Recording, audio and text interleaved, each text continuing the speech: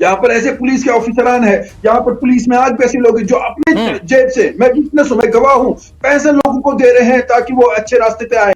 मैं विटनेस हूं, यहाँ पर इस तरह के पुलिस में लोग हैं जो अपने जो उनकी सैलरीज है उसमें पैसा उठा के लोगों को कहते हैं कि आप जाके ये काम अच्छा काम करें। जब पुलिस के पास लोग जाते हैं, कहते हैं कि हम ये इवेंट करना चाहते हैं, वो ये नहीं कहते हैं हमारे पास पैसा नहीं है, वो अपनी जेब से देते हैं। और मैंने ऐसे भी बहादुर हमारे जवान जो अभी भी पुलिस में बड़े रैंकों पर है, वो कुर्बानियां दे रहे हैं नौजवानों के लिए। उन्होंने इंस्टीट्यूशंस खड़े किए यहाँ पे, और आज आप उनके खिलाफ बोलेंगे संदीप जी, और ऐसे लोगों को मैं कहूंगा, आइए मैं बताता हूं आपको यहाँ के पुलिस के वो लोग जिन्होंने यहाँ पर इतने बड़े इंस्टीट्यूशंस खड़े किए हैं जहां पर 100-200 एम्प्लॉय आज है, और उनके लब से आज तक नहीं निकला कि हमने कश्मीर के लिए क्या किया है। और वो कश्मीरी पुलिस का नहीं है, और या तो बिहार से, यूपी से, महाराष्ट्र से, हैदराबाद से, दिल्ली से, पंजाब से आया हुआ है, दिगर स्टेट से आया हुआ है, जो यहाँ पर इस तरह से काम कर रहे हो, और आप इस तरह से एलिगेशन लगा रहे हैं। तारिक, जैसे कि आज हमने देखा कि मावा की जो काबिल एतराज और इश्तियाल अंगेज बयान जो उन्होंने दिए हैं, मुझे जाती तौर पे लग रहा था कि वो गिलानी की जगह लेना चाहते हैं। आपको जाती तौर पे क्या लगा? मुदस्सिर याकूब, हम गिलानी जैसे लोगों से अब उन पे बात भी नहीं करना चाहते, थक चुके हैं। हमने नस्लें खो दी है, हमने जवान को अब हमारे पास उनकी लैंग्वेज थी ना, जो उनकी लैंग्वेज थी, स्टेट ऑपरेशन, पुलिस स्टेट, ये तो हुर्रियत वाले बोलते हैं, ये तो हुर्रियत वालों का नैरेटिव रहा है।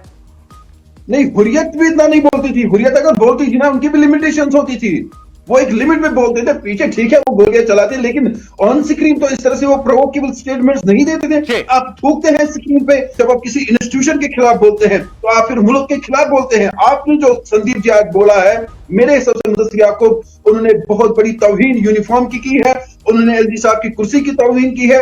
इंडिविजुअल लेवल पर आप बोल सकते थे, लेकिन आप कहते हैं, कल आप आए फेसबुक पे और आपने जो पुलिस के खिलाफ बोलते हैं, मैं हैरान हो गया। मैंने कहा ठीक है, ऐसा नहीं है यहाँ पर फेक एनकाउंटर कुछ नहीं हुए। क्या मुदस्सिर याकूब ने सजा नहीं मिली? क्या वो आज जेल में बंद नहीं है जिन्होंने ऐसा किया? क्या जब भी एलजी एडमिनिस्ट्रेशन, एलजी साहब ने खुद, हमारे वजीर दाखिला ने कहा कि अगर किसी तरह से भी किसी के साथ कोई ज्यादती होगी उन्हें इंसाफ दिया जाएगा। और ऑन रिकॉर्ड में मुदस्सिर याकूब आज कह रहा हूं, मेरे पास सारे वो रिकॉर्ड्स है, क्योंकि मैं रखता हूं जिन लोगों को आज तक इंसाफ मिला है। अगर किसी इंडिविजुअल ने, किसी पुलिस ऑफिसर ने, किसी फौज के जवान ने कोई गलती की है, उन्हें उसकी सजा मिली है। लेकिन जब आप इंस्टीट्यूशन के ऊपर उंगलियां उठाते हैं तो आप याद रखना पड़ेगा आपको कि आप अब बहुत गलती कर रहे हैं, बहुत बड़ी गलती कर रहे हैं। तो आसिम मुनीर से कम इसने नहीं बोला है संदीप ने। जो आसिम मुनीर पाकिस्तान के आर्मी चीफ है, जिन्होंने कश्मीरियों का खून चूसा है, जिन्होंने कश्मीरियों को मारा है, मुझे लगता है संदीप मावा और आसिम मुनीर में कोई फर्क नहीं है। उन्होंने जो आज इंस्टीट्यूशन पे उंगलियां उठाई है, उन्होंने खुले तौर पर पाकिस्तान को ये कहा है, ये चलाइए, मेरे बयान चलाइए, जम्मू कश्मीर पुलिस को बदनाम करिए। देखिए मैंने आपको सारे सबूत दिए, आपके पास कौन से सबूत है? आप कौन से यहाँ के एडमिनिस्ट्रेटिव बने हुए हैं? आप सबूत देंगे? आप सोशल मीडिया पे आते हैं, 10 लोग आपको वाह वाह करते हैं, आप खुश हो जाते हैं।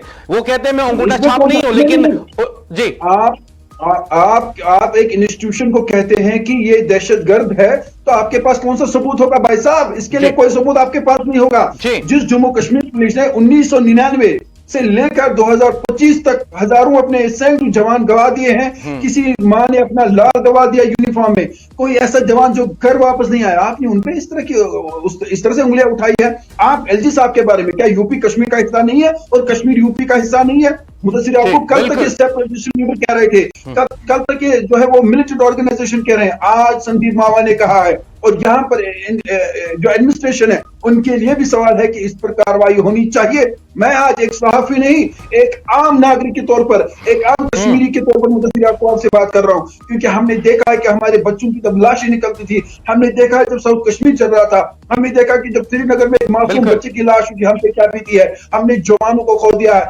अपने घर वालों को खो दिया है, और आप फिर आग लगाना चाहते हैं। आपके जहाद की बात करते हैं, आप जहाद की डेफिनेशन बताइए। आपको अगर जहाद करना, जाके घर में अपने करे अपने लोगों के साथ, लेकिन कश्मीरियों के जहाद की, आजादी की तरगीब न दे। हम उससे बाहर आ चुके हैं, कश्मीर में एक रेवोल्यूशन आ चुका है, कश्मीर में चेंज आ चुका है। मुदस्सिर याकूब एक बात कहूंगा, मुझे नहीं कहनी चाहिए लेकिन आप कहूंगा,